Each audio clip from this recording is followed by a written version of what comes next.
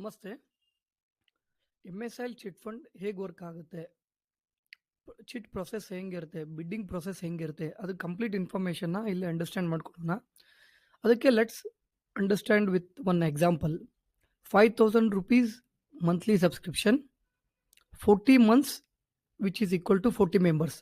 Months ಮತ್ತು members ಯಾವಾಗಲೂ equal ಇರ್ತಾರೆ. ಇದು 2 lakh rupees ಚಿಟ್ ಅಮೌಂಟ್ ಅಥವಾ ಚಿಟ್ ವ್ಯಾಲ್ಯೂ ಅಂತ ಹೇಳ್ಬೋದು. ಸೊ ಇದೆಲ್ಲ ಆಪ್ಷನ್ ಹೇಗೆ ನಡೆಯುತ್ತೆ ಈ ಒಂದು ಎಕ್ಸಾಂಪಲಿಂದ ನಿಮಗೆ ಅಂಡರ್ಸ್ಟ್ಯಾಂಡ್ ಆಗುತ್ತೆ.